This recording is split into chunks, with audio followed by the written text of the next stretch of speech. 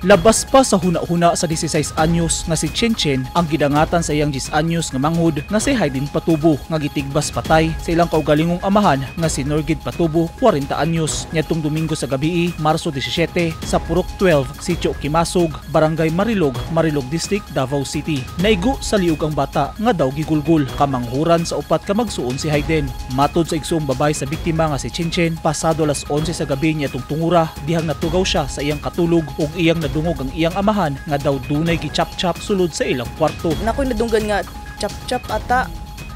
Nakamata na pud ko sa lagsik sa dugo kay nakuan man sa ko ang naong. Akong papa pagmata na ako kay nakatindog na dayon siya. Sige siya, dugay kay siya ni Hawa, sige pa niya tan-aw na kumanghod. Nya pagka nya nilingi man ko sa iyahan, nilingi pud siya sa kuan, nagtinan-away pa mi bago siya nidagan. Nya man iyang giit sa ang sundang dapit sa abuhan tapos nidagan siya. Nya man gitawag na ko akong papa, wa man siya naminaw. Then murag nagkuan na jud ko ato, naglisod ko ato kung mugawas ba ko ato or dili. Nya mga pila to ka oras kay ni gawas ko, then hunong ko kadali kay maniid ko basig naa siya kaya basig ako'y sundan. Then namo ko nadunggan nga nay nilagubo sa gym.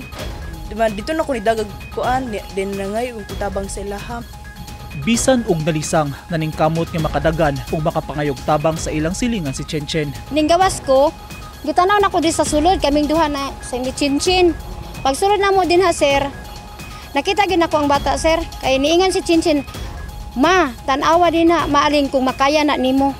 Pag sulod nako dito sir, dako gid kay samad ang diog sa bata. Diri nya ang buwa-buwa kay pil na ko katong buwa-buwa sir, murag hangin nga mo ginhawa siya ba. Ang buwa sa liko diri sir sa liog sa bata, tagsa na lang mo ana.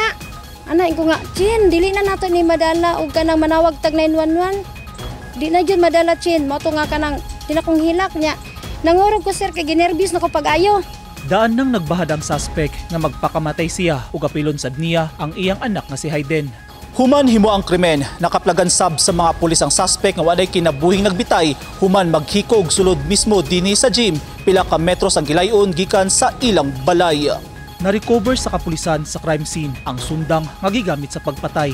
Sa na-recover nga sulat, nangayo na og pasaylo ang suspitsadong amahan sa iyang nabuhat. Sa investigasyon sa Marilog Police Station, selos ang ginalantaw nga motibo sa krimen. Sumala ni Police Major Nelson Violan Jr., ang hepe sa Marilog Police Station, nga gikasilosan sa suspect ang asawa nga OFW sa Saudi Arabia. According sa atong initial investigation, selos ang kwanggit kay considering ang asawa sa suspect na si Norgid Patubo, ang iyang asawa to sa Saudi, nagtrabaho for 4 years niya.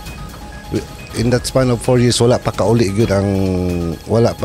makauli ang asawa, and then naputay nakuha nga tong suicide note na nabilin sa balay nga nag-indicating nasuko ang biktima kay nga nang gibinuangan daw siya. Accordingly malagi po itong kuan siya nga yung dalaon magpakamatay sila sa iyang anak.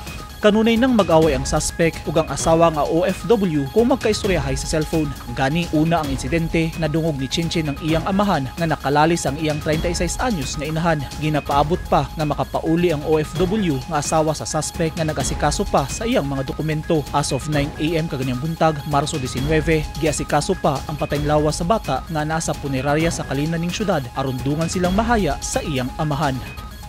Eugene Hinutan, Newsline Philippines. Stay safe.